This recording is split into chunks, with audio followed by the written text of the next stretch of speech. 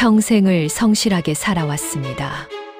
세 자녀를 모두 성공시킨 자랑스러운 아버지. 그러나 어느 날 갑자기 장남의 죽음, 숨겨진 과거, 가족 안의 비밀, 진실은 반드시 드러납니다. 아버지는 모른다. 서울 외곽의 한적한 주택가입니다. 2층짜리 작은 건물이 아침 햇살을 받고 있습니다. 1층은 편의점이고 2층은 박종철 노인이 사는 공간입니다. 80평생을 살아온 박종철. 그의 하루는 언제나 새벽 5시에 시작됩니다. 구부정한 등을 펴며 일어나 거실로 나옵니다. 창문을 열자 시원한 바람이 들어옵니다. 좋은 아침이로군.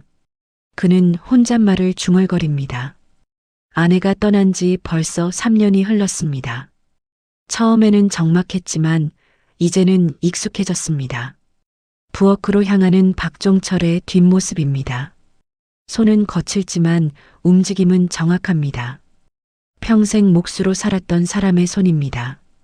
된장국 끓이는 소리가 고요한 아침을 채웁니다. 식탁에는 밑반찬 몇 가지가 놓여 있습니다. 혼자 먹는 식사지만 정갈합니다. 밥을 한술 뜨며 벽에 걸린 가족 사진을 봅니다. 3남매가 모두 모인 마지막 명절 사진입니다. 장남 민수, 둘째 민정, 막내 민호. 모두 훌륭하게 자라주었습니다. 고맙지. 사진 속 아내를 보며 그가 말합니다. 당신 덕분에 자식들이 이렇게 잘 컸다고. 당신이 없었다면 불가능했을 거라고. 일요일 오후입니다. 동네 정자에서 노인들이 바둑을 둡니다. 박종철도 그 자리에 있습니다. 박노인, 자네 큰아들이 변호사라며? 옆 노인이 묻습니다. 박종철의 얼굴에 미소가 번집니다. 그렇습니다. 강남에서 법무법인을 운영하지요. 둘째 딸도 의사라고 들었네. 네, 대형병원 원장입니다. 막내는 대학 교수입니다. 철학을 가르칩니다. 노인들이 감탄하며 고개를 끄덕입니다. 박종철은 자랑스러움과 함께 약간의 쓸쓸함을 느낍니다. 자식들이 성공한 만큼 바빠졌습니다. 자주 만나지는 못합니다. 하지만 괜찮습니다. 일요일에 한 명씩 돌아가며 찾아오니까요. 그것만으로도 충분히 행복합니다. 바둑알을 놓으며 박종철은 지난 삶을 떠올립니다. 25에 서울로 올라왔습니다. 고향을 등지고 무작정 상경했습니다. 손에 쥔 것이라곤 목수 기술뿐이었습니다. 건설 현장을 전전하며 돈을 모았습니다. 아내를 만나 결혼했습니다. 좁은 단칸방에서 신혼생활을 시작했습니다. 자식이 하나, 둘, 셋 태어났습니다. 먹고 살기 바빴습니다. 새벽부터 밤까지 일했습니다. 손에 망치 굳은 살이 박혔습니다. 허리가 굽었습니다. 하지만 포기하지 않았습니다. 세 자식을 모두 대학까지 보냈습니다. 45에 작은 건물을 샀습니다. 55세에 목수 일을 그만두었습니다. 이제 건물 임대료로 조용히 살아갑니다. 자식들에게 손 벌리지 않아도 됩니다. 그것이 그의 자존심입니다. 핸드폰이 울립니다. 장남 민수입니다. 박종철의 얼굴이 환해집니다. 여보세요, 민수야. 아버지, 안녕하세요. 식사는 하셨어요? 했지. 너는? 네, 저도 먹었습니다. 아버지, 다음 주에 좋은 소식 전해드릴 것 같아요. 무슨 소식인데? 아직은 비밀이에요. 곧 말씀드릴게요. 아버지 놀라실 거예요. 민수의 목소리가 밝습니다. 박종철은 아들이 무언가 좋은 일을 준비하고 있다고 생각합니다. 그래, 기대하마. 건강 챙기고. 네, 아버지도 건강하세요. 사랑합니다. 전화가 끊깁니다.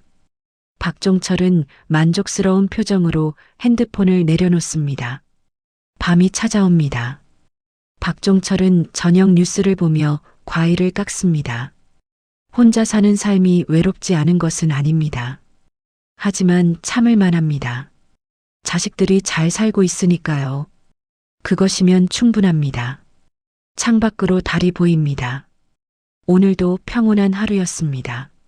내일도 이런 날이 계속되기를 바랍니다. 불을 끄고 잠자리에 듭니다. 편안한 잠이 찾아옵니다. 새벽 5시입니다. 박종철은 어김없이 눈을 뜹니다. 그런데 이상합니다. 핸드폰이 요란하게 울리고 있습니다. 새벽에 전화라니. 서둘러 전화를 받습니다. 모르는 번호입니다. 여보세요? 박종철 씨 되십니까? 남자의 차가운 목소리입니다. 그렇습니다만. 서초경찰서입니다. 박종철 씨의 장남 박민수 씨가 순간 박종철의 심장이 멈춘 듯합니다. 오늘 새벽 사무실에서 숨진 채 발견되었습니다. 핸드폰이 손에서 떨어집니다. 세상이 멈춰버렸습니다. 박종철은 택시를 타고 서초동으로 향합니다. 손이 떨립니다. 숨이 가빠집니다. 말도 안 돼. 사흘 전에 통화했는데 혼잣말이 계속 새어나옵니다. 택시기사가 백미러로 그를 걱정스럽게 바라봅니다. 사무실 앞은 경찰 차량과 구급차로 가득합니다. 경찰들이 진을 치고 있습니다. 박종철은 비틀거리며 건물로 들어가려 합니다. 죄송합니다. 관계자 외에는 출입이. 제가 아버지입니다. 박종철의 목소리가 갈라집니다. 경찰이 그를 안으로 안내합니다. 엘리베이터를 타고 15층으로 올라갑니다. 복도에 형광등 불빛이 차갑습니다. 사무실 문이 열려 있습니다. 그 안에서 하얀 천으로 덮인 무언가가 보입니다. 민수야. 박종철이 주저앉습니다. 평생을 살면서 이런 고통은 처음입니다. 형사가 다가옵니다. 그의 표정이 침통합니다. 유가족분이십니까? 박종철은 고개를 끄덕입니다. 말이 나오지 않습니다. 고인께서는 어젯밤 11시경 사무실에서 극단적 선택을 하신 것으로 보입니다. 그럴 리 없습니다. 우리 아들은 현장 상황과 유서를 종합해 볼 때 사업 실패로 인한 비관 자살로 추정됩니다. 사업 실패? 유서? 박종철은 이해할 수 없습니다. 사흘 전만 해도 좋은 소식이 있다던 아들이 유서를 보여주십시오. 형사가 투명 봉투에 든 편지를 건넵니다. 민수의 필체가 맞습니다. 미안합니다. 더 이상 버틸 수 없습니다. 단 한 줄입니다. 이게 전부라는 겁니까? 박종철은 무언가 잘못되었다고 느낍니다. 하지만 지금은 아무것도 생각할 수 없습니다. 슬픔이 그를 집어삼킵니다. 밖으로 나온 박종철. 동이 트고 있습니다. 세상은 여전히 돌아가고 있습니다. 하지만 그의 세상은 멈춰버렸습니다. 핸드폰을 꺼내 민수와의 마지막 통화를 떠올립니다. 다음 주에 좋은 소식 전해드릴게요. 그 좋은 소식은 무엇이었을까요? 왜 사흘 만에 죽음을 선택했을까요? 박종철의 눈빛이 변합니다. 슬픔 속에서 의문이 싹트기 시작합니다. 카메라가 그의 뒷모습을 비춥니다. 구부정한 등, 떨리는 어깨. 하지만 그 안에는 무언가가 타오르기 시작합니다. 어느 아버지의 평범한 일상이 끝났습니다. 그리고 끔찍한 진실을 향한 여정이 시작되었습니다. 아직 그는 모릅니다. 이 죽음의 뒤에 숨겨진 비밀이 얼마나 깊고 어두운지를. 서초동 장례식장입니다. 조문객들의 발걸음이 끊이지 않습니다. 하지만 상주들의 표정은 어딘가 어색합니다. 박종철은 상주석에 앉아 있습니다. 눈은 충혈되어 있고 얼굴은 핏기가 없습니다. 3일 밤을 잠도 제대로 자지 못했습니다. 둘째 민정이 왼쪽에 앉아 있습니다. 검은 상복 차림입니다. 표정은 굳어 있고 눈빛은 차갑습니다. 막내 민호가 오른쪽에 있습니다. 안경 너머로 보이는 눈가가 붉습니다. 하지만 눈물은 보이지 않습니다. 이상합니다. 남매가 서로 말을 섞지 않습니다. 눈길조차 주지 않습니다. 박종철은 이 분위기가 낯섭니다. 장례식장에 와서도 형제가 서로를 피합니다. 무언가 잘못되었습니다. 조문객들이 물러간 후입니다.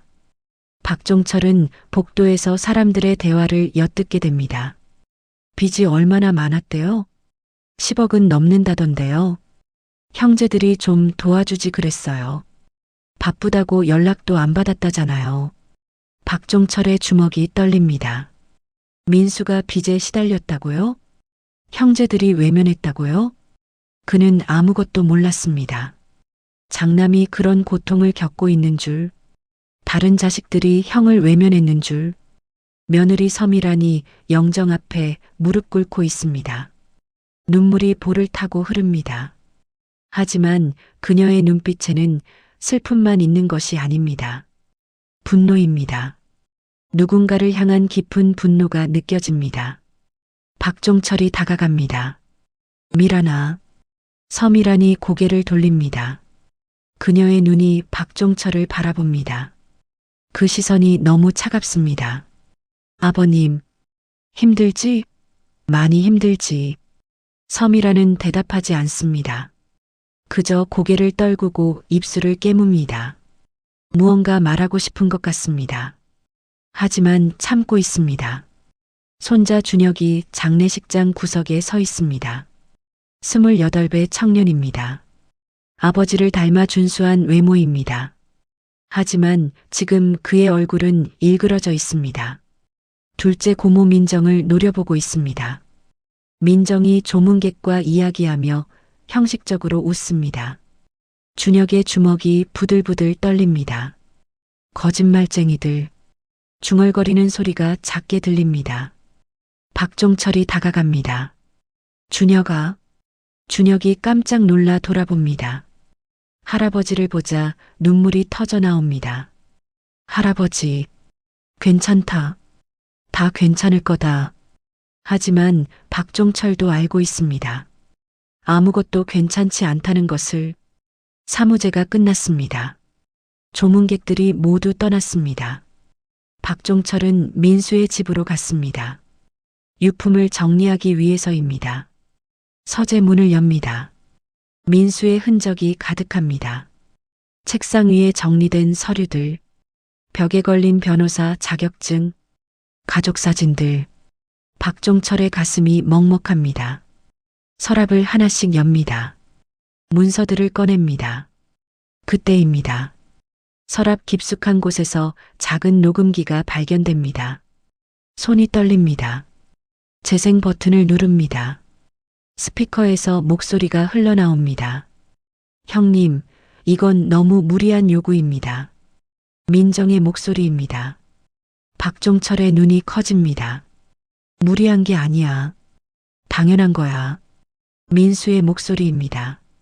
목소리가 지쳐 있습니다. 아버지 건물까지 왜 며느리에게 줘야 합니까? 이번에는 막내 민호의 목소리입니다. 그래야만 해. 내가 이유를 설명할 순 없지만. 형님, 아버지 건물만 처분하면 형님 빚은 다 갚을 수 있습니다. 그런데 왜 며느리에게? 민정의 목소리가 날카로워집니다. 누나, 민호야. 내 말 들어줘. 제발. 민수가 애원합니다.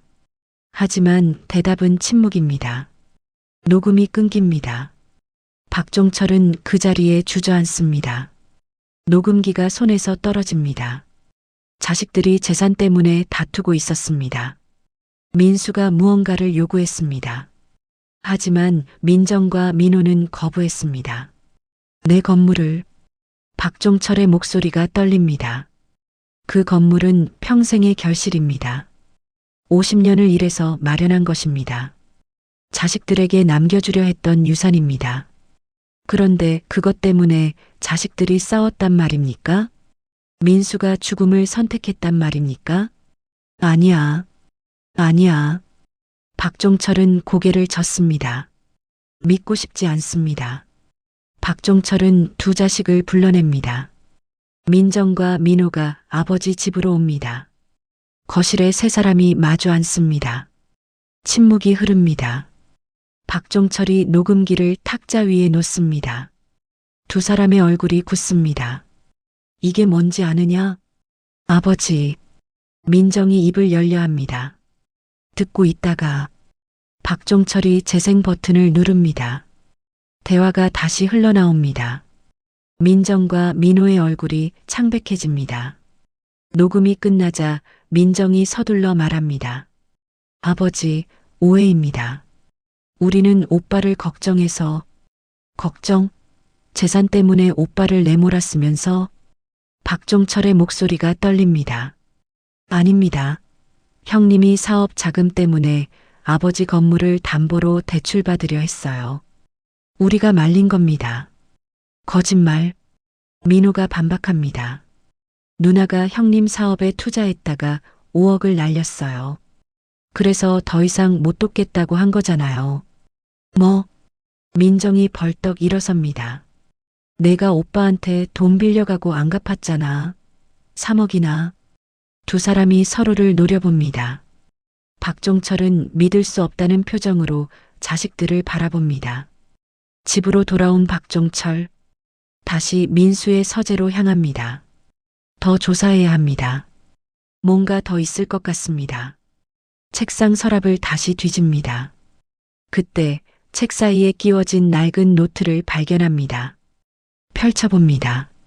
민수의 필체입니다. 아버지께 진실을 말씀드려야 한다. 1975년 그날의 일을 더 이상 숨길 수 없다. 1975년 박종철의 손이 멈춥니다. 얼굴에서 핏기가 사라집니다.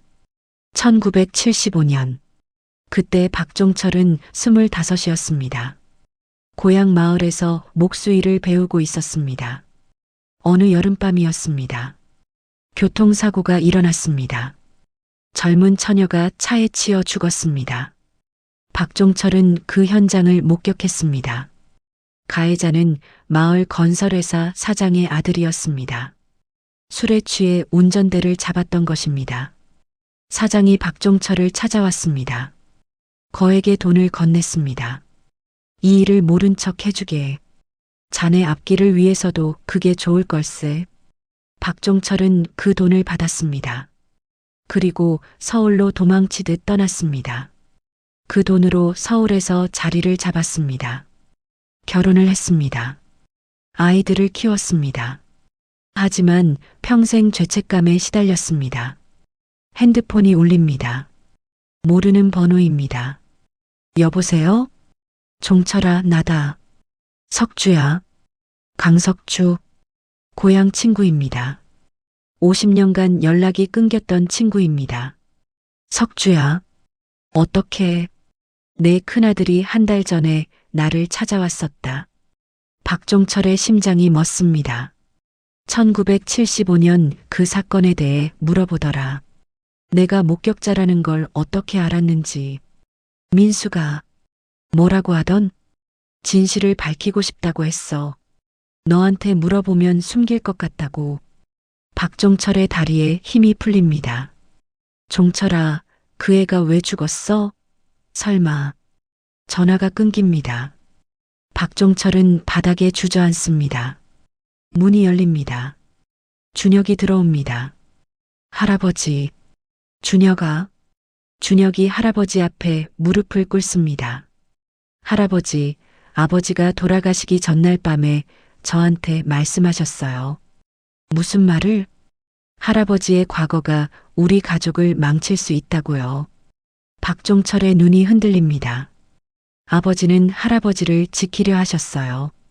그래서 혼자 모든 걸 해결하려 하셨던 것 같아요. 민수가 나를. 박종철의 목소리가 떨립니다. 할아버지, 진실이 뭔가요? 1975년에 무슨 일이 있었어요? 준혁의 눈이 할아버지를 똑바로 바라봅니다. 박종철은 창밖을 바라봅니다. 밤하늘에 별이 없습니다. 50년을 숨겨온 비밀. 그 비밀을 민수가 알아냈습니다. 그리고 죽었습니다. 우연일까요? 아니면 박종철은 결심합니다. 고향으로 가야 합니다. 모든 것이 시작된 그곳으로 새벽 첫 버스표를 예매합니다. 50년 만에 돌아가는 고향입니다. 손이 떨립니다. 하지만 피할 수 없습니다. 의심은 작은 씨앗에서 시작됩니다. 하지만 그 씨앗은 빠르게 자라 진실을 향한 갈망이 됩니다. 박종철은 아직 모릅니다. 자신이 마주할 진실이 얼마나 잔혹한지를. 하지만 이제 돌이킬 수 없습니다. 과거가 그를 부르고 있습니다. 새벽 5시 버스터미널입니다. 박종철이 작은 가방 하나를 들고 서 있습니다. 50년 만에 타보는 시외버스입니다. 창밖으로 서울이 멀어집니다. 고층 빌딩들이 점점 작아집니다. 그가 평생을 살아온 도시입니다. 3시간의 여정입니다. 박종철은 눈을 감습니다. 과거가 파노라마처럼 스쳐갑니다. 버스가 정류장에 섭니다. 작은 시골 마을입니다. 박종철이 내립니다. 주변을 둘러봅니다. 모든 것이 변했습니다. 기억 속의 마을은 온데간데 없습니다. 논밭은 공장과 아파트가 되었습니다. 옛날 집이 있던 곳을 찾아갑니다. 하지만 그곳은 주차장이 되어 있습니다. 허탈한 마음으로 서 있습니다. 50년이라는 시간이 이렇게나 긴 것이었구나. 종철아. 뒤에서 목소리가 들립니다. 돌아보니 강석주가 서 있습니다. 79의 노인이 되었지만 여전히 건장합니다. 버스 기사로 평생을 살았다고 했습니다. 석주야. 두 사람이 마주봅니다. 50년의 시간이 눈빛에 담깁니다. 오랜만이다. 그래, 오랜만이야. 어색한 침묵이 흐릅니다. 커피나 한잔하자. 강석주가 먼저 말합니다. 작은 카페에 앉습니다. 창밖으로 마을이 보입니다. 많이 변했지? 알아볼 수가 없더라. 박종철이 대답합니다. 강석주가 커피를 한 모금 마십니다. 그리고 천천히 입을 엽니다. 종철아, 내 큰아들이 왔을 때 나는 정말 놀랐어. 석주야, 미안하다. 미안하긴. 50년이 지났는데. 강석주의 목소리에 원망이 묻어납니다. 하지만 내가 그때 진실을 말했어야 했다. 박종철은 고개를 숙입니다. 강석주가 이야기를 시작합니다. 1975년 7월 15일 밤이었지. 우리는 마을 회관에서 술을 마시고 집으로 가던 길이었어. 박종철이 눈을 감습니다. 그날의 기억이 생생합니다. 그때 저 고갯길에서 비명소리가 들렸지. 강석주의 목소리가 떨립니다. 달려가 보니 김순이가 쓰러져 있었어. 차에 치여서. 그 차는 건설회사 사장 아들 차였지. 술 냄새가 진동했어. 두 사람의 눈빛이 마주칩니다. 그 새끼가 도망가려고 했어. 우리가 막았지. 강석주가 주먹을 쥡니다. 다음 날 사장이 우리를 찾아왔어. 너한테는 5천만 원을 줬다고 하더라. 나한테는 1억을 제안했지. 박종철의 얼굴이 굳습니다. 나는 거절했어. 하지만 너는 받았잖아. 석주야. 그 돈으로 서울 가서 잘 살았냐? 강석주의 목소리가 차갑습니다. 박종철은 아무 말도 못합니다. 김순이는 20살이었어. 강석주가 창밖을 바라보며 말합니다. 시집도 못 가고 죽었지. 그 여자한테 딸이 하나 있었어. 3살배기였어. 박종철이 고개를 듭니다. 딸이? 그래. 미혼모였어. 마을에서 손가락질 받으며 살았지. 강석주의 눈에 슬픔이 어립니다. 김순이가 죽고 나서 그 딸은 친척집을 전전하다가 결국 고아원에 갔어. 그 아이는 지금 모르지. 50년이 지났는데 내 큰아들이 바로 그 아이를 찾고 있었어. 강석주가 폭탄 선언을 합니다. 뭐? 김순희의 딸을 찾는다고. 왜 그러는지는 말 안 하더라. 박종철의 머릿속이 복잡해집니다. 왜 민수가 김순희의 딸을 찾았을까? 그 아이와 무슨 관련이 있는 걸까? 내 아들이 여기저기 수소문했어. 고아원 기록도 찾아보고. 그래서 찾았나? 아마도 마지막에 왔을 때 표정이 달랐거든. 박종철의 불안감이 커집니다. 카페 문이 열립니다. 준혁이 들어옵니다. 할아버지, 준혁아? 내가 어떻게... 할아버지 따라왔어요. 준혁이 숨을 헐떡입니다. 강석주가 준혁을 바라봅니다. 이 애가 그 큰아들. 응, 내 손자. 판박이로구나. 딱 아버지 닮았어. 준혁이 강석주에게 고개를 숙입니다. 안녕하세요. 아버지 이야기 들었습니다. 세 사람이 자리에 앉습니다. 준혁이 가방에서 봉투를 꺼냅니다. 할아버지, 아버지가 남긴 편지예요. 떨리는 손으로 봉투를 엽니다. 민수의 필체입니다. 아버지의 과거를 알게 되었습니다. 1975년 김순희 씨 사건. 아버지가 침묵한 것을. 저는 아버지를 원망하지 않습니다. 하지만 진실은 밝혀져야 합니다. 아버지의 죄를 제가 갚겠습니다. 편지가 손에서 떨어집니다. 준혁이 입을 엽니다. 할아버지, 우리 엄마가 바로 김순희 할머니의 딸이에요.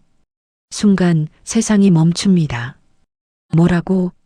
아버지가 DNA 검사로 확인하셨어요. 박종철은 믿을 수가 없습니다.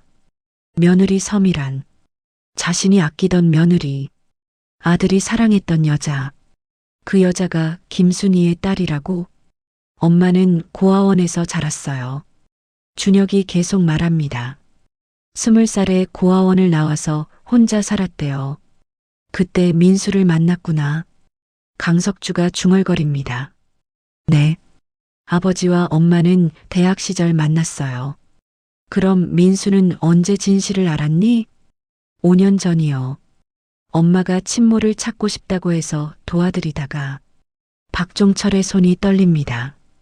그래서 엄마가 할아버지를 원망했어? 아니에요. 엄마는 몰랐어요. 뭐? 아버지가 혼자 알고 있었어요. 엄마한테 말 못하고. 준혁의 눈에서 눈물이 흐릅니다. 아버지가 얼마나 괴로워하셨는지 알아요? 사랑하는 아내가 할아버지 때문에 엄마를 잃은 사람이잖아요. 그래서 아버지는 죄책감에 시달리셨어요. 매일 밤 악몽을 꾸셨대요. 박종철의 눈에서도 눈물이 흐릅니다. 그래서 재산을 엄마한테 주려고 하신 거예요. 할아버지 대신 빚을 갚으려고. 민수야. 박종철이 오열합니다. 강석주가 조용히 말합니다. 그런데 이상한 게 있어. 뭐가요? 내 아버지가 마지막으로 왔을 때 건설회사 사장을 찾고 있었어. 그 사람이 아직 살아있나요? 그래. 80세시야. 지금은 재벌이 됐지. 재벌? 준혁이 놀랍니다. 그래. 그 사람 손자가 누군지 아냐? 누군데요? 내 둘째 고모 민정이의 남편이야. 침묵이 흐릅니다. 모든 조각이 맞춰지기 시작합니다. 민수가 진실을 밝히려 했습니다. 건설회사 사장을 고소하려 했습니다. 하지만 그의 손자가 민정의 남편입니다. 민정이 형을 막으려 했습니다. 자신의 결혼 생활을 지키기 위해. 그리고 민수가 죽었습니다. 할아버지, 아버지 죽음은 자살이 아닐 거예요. 준혁의 목소리가 떨립니다. CCTV가 조작되었고 부검 결과에도 의문점이 있어요. 박종철의 눈빛이 변합니다. 우리 서울로 돌아가야 합니다. 준혁이 할아버지의 손을 잡습니다. 과거의 죄가 현재를 잠식합니다. 50년 전의 침묵이 오늘의 비극을 낳았습니다. 이제 박종철은 압니다. 아들의 죽음 뒤에 숨겨진 거대한 음모를, 그리고 그 모든 것의 시작이 자신이었다는 것을. 속죄의 시간이 다가옵니다. 서울로 돌아온 다음 날 저녁입니다. 박종철의 집 거실, 모든 가족이 모였습니다. 둘째 민정과 그녀의 남편, 막내 민호, 며느리 서미란과 손자 준혁. 긴장된 침묵이 흐릅니다. 오늘 모든 진실을 밝히겠다. 박종철의 목소리가 낮고 무겁습니다. 아버지 무슨... 민정이 불안한 표정입니다. 입 닥치고 들어. 박종철의 눈빛이 날카롭습니다. 1975년 내가 25이었을 때 박종철이 이야기를 시작합니다. 고향에서 교통사고가 있었다. 건설회사 사장 아들이 김순이라는 여자를 치어 죽였지. 모두가 숨을 죽입니다. 나는 목격자였다. 그런데 나는 돈을 받고 침묵했다. 아버지, 민호가 놀란 표정입니다. 그 돈으로 서울에 와서 너희를 키웠다. 그것이 내 죄다. 박종철이 며느리를 바라봅니다. 미란아, 네 아버님. 서미란의 목소리가 떨립니다. 너는 김순이의 딸이구나. 거실에 충격이 퍼집니다. 네, 그게 무슨... 민정이 벌떡 일어납니다. 5년 전에 민수가 알아냈다. 준혁이 말합니다. 아버지는 그 사실을 알고도 엄마한테 말하지 못했어요. 얼마나 괴로워하셨는지. 서미란이 바닥에 주저앉습니다. 저는 5년 전부터 알고 있었습니다. 뭐? 이번에는 박종철이 놀랍니다. 민수 씨가 결국 저한테 말했어요. 한 달 동안 고민하다가 서미란의 눈물이 쏟아집니다. 저는 증오했습니다. 아버님을, 민수 씨를, 제 운명을. 그런데 왜? 하지만 준혁이 있었어요. 그리고 민수 씨를 사랑했어요. 그녀의 목소리가 메입니다. 우리는 이혼을 고려했지만 참았습니다. 함께 이겨내기로 했어요. 민정이 냉소를 띱니다. 정말 감동적이네요. 그런데 오빠는 왜 우리한테 아버지 재산을 며느리에게 다 주라고 했죠? 민정아, 박종철이 소리칩니다. 아버지, 저희도 아버지 자식이에요. 민정의 목소리가 높아집니다. 오빠가 돌아가시기 일주일 전 우리를 불러서 요구했어요. 아버지 건물을 모두 서미란에게 상속하라고요. 그건... 오빠는 미쳤어요. 자기 죄책감 때문에 우리 것까지 빼앗으려 했다고요. 민호가 조용히 말합니다. 누나 말이 맞아요. 민호야, 너 맞아. 저도 반대했어요. 형님이 아버지 죄를 갚고 싶어도 그건 형님 몫으로 하셔야죠. 그의 목소리에 냉정함이 배어 있습니다. 그래서 형님과 크게 싸웠습니다. 너희들이... 박종철의 주먹이 떨립니다. 형님은 우리를 몰인정한 사람들이라고 했어요. 하지만 우리도 아버지한테 받을 권리가 있잖아요. 준혁이 민정의 남편을 노려봅니다. 고모부 말씀하세요. 당신 할아버지가 누군지. 민정 남편의 얼굴이 창백해집니다. 뭐 하는 거야? 민정이 남편을 가립니다. 1975년 김순이를 죽인 차 주인의 손자죠? 거실이 술렁입니다. 그 건설회사가 지금 대한건설이고 당신 할아버지가 회장이잖아요. 그건 나는 몰랐어. 남편이 변명합니다. 아버지가 할아버지를 고소하려 했죠? 준혁이 다그칩니다. 그래서 당신이 막으려 했나요? 아니야. 나는 정말 몰랐다고. 거짓말. CCTV가 조작된 걸 어떻게 설명할 거예요? 그건... 남편이 말을 잇지 못합니다. 민정이 남편을 바라봅니다. 그녀의 얼굴에 의심이 어립니다. 여보, 설마... 민정아, 나는 정말... 당신이... 우리 오빠를... 민정의 목소리가 떨립니다. 남편이 무릎을 꿇습니다. 미안해. 미안해. 뭐가 미안한데? 대체 무슨 짓을 한 거야? 민정이 비명을 지릅니다. 나는 그냥 협박만 하려고 했어. 고소를 취하하라고. 그래서 형님이 거부했어. 싸우다가 그만 남편이 바닥에 엎드립니다. 살인자. 서미란의 목소리가 차갑습니다. 민정이 남편을 때립니다. 이 미친놈, 우리 오빠를 죽였어? 주먹이 남편의 얼굴에 쏟아집니다. 민호가 누나를 말립니다. 누나, 진정해. 나 줘. 민정이 울부짖습니다. 박종철은 그 광경을 멍하니 바라봅니다. 모든 것이 무너지고 있습니다. 준혁이 핸드폰을 꺼냅니다. 경찰에 신고하겠습니다. 준혁아, 잠깐. 민호가 말립니다. 왜요? 삼촌도 아버지 죽음을 덮으려고요? 아니, 그게 아니라 다 끝났어요. 이제 법이 판단할 거예요. 준혁이 112를 누릅니다. 민정의 남편이 도망치려 합니다. 하지만 준혁이 막아섭니다. 경찰이 도착하기 전입니다. 박종철이 입을 엽니다. 나도 자수하겠다. 아버지, 모두가 놀랍니다. 1975년 사건. 나도 공범이다. 증거인멸에 가담했다. 아버지, 그건 시효가 상관없다. 내 죄는 내가 갚겠다. 박종철의 목소리가 단호합니다.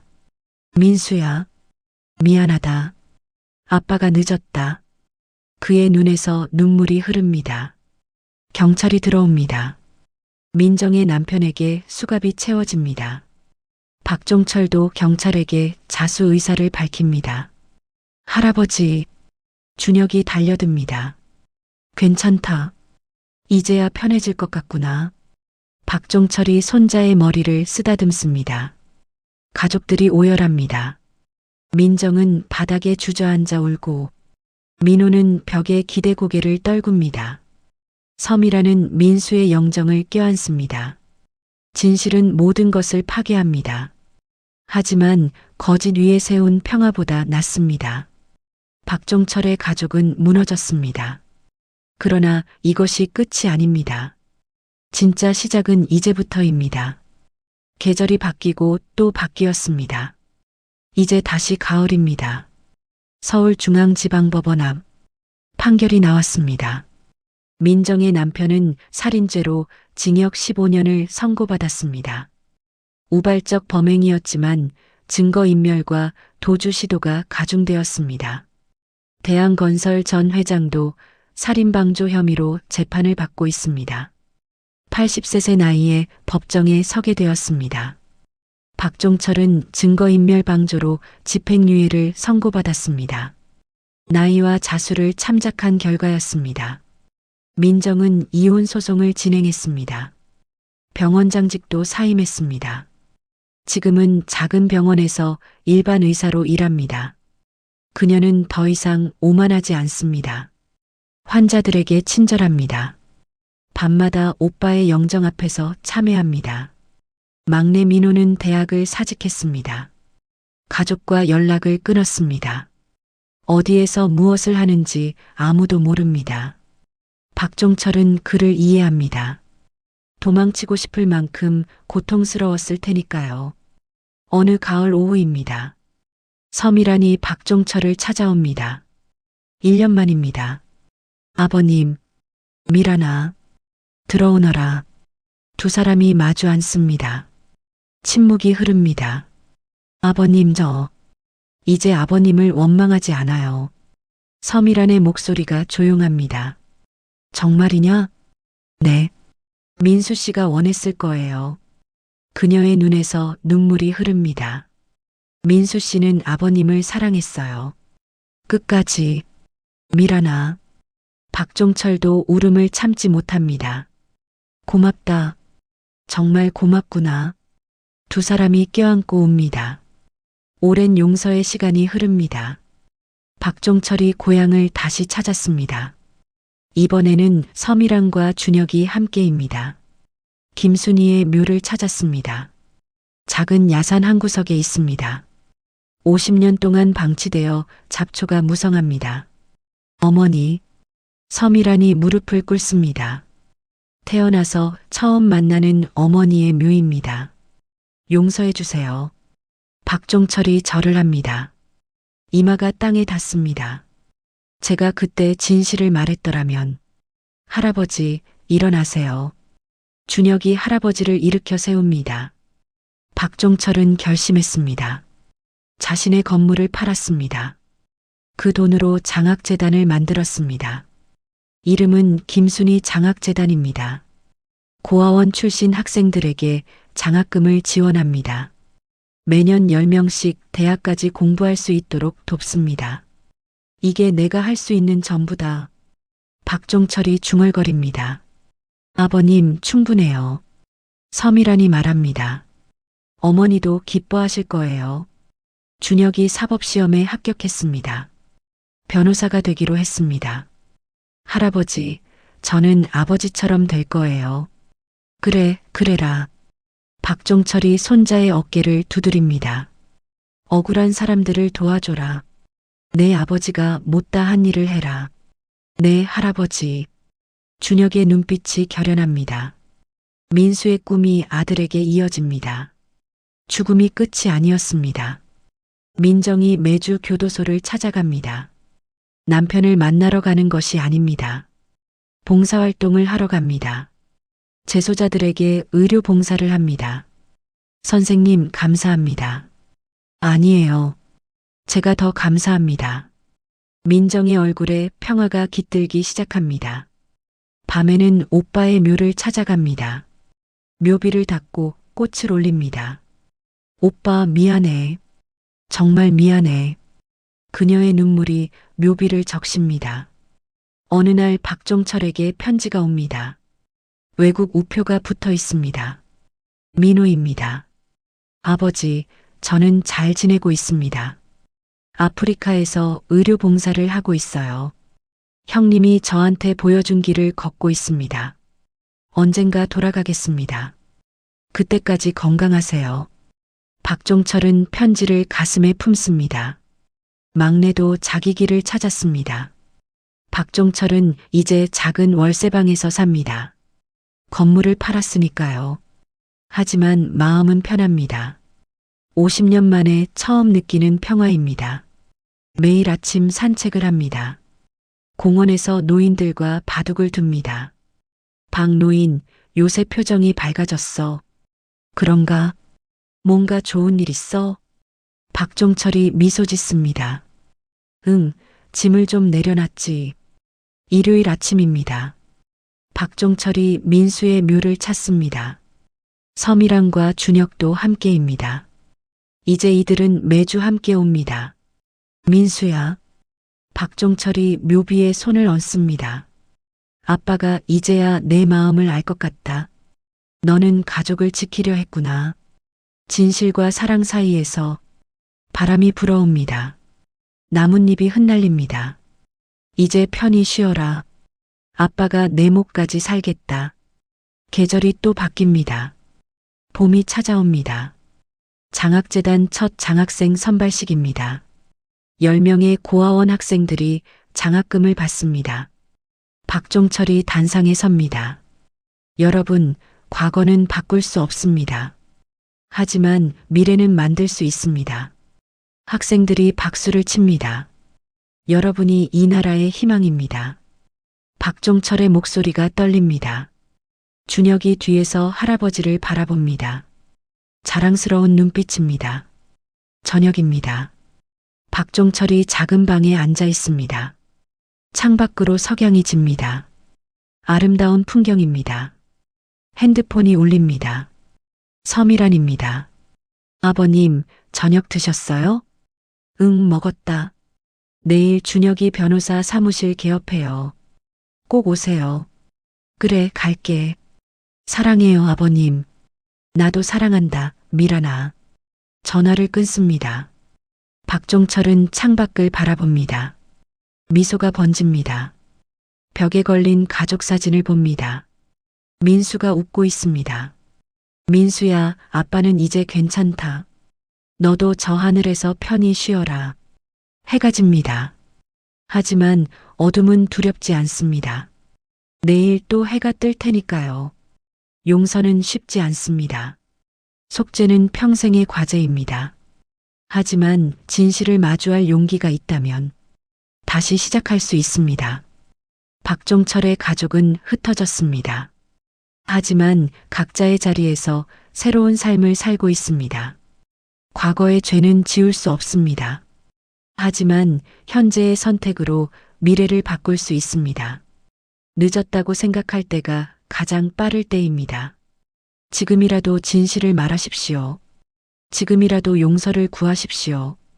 그것이 우리가 인간으로서 할 수 있는 최선입니다. 이 이야기는 픽션입니다.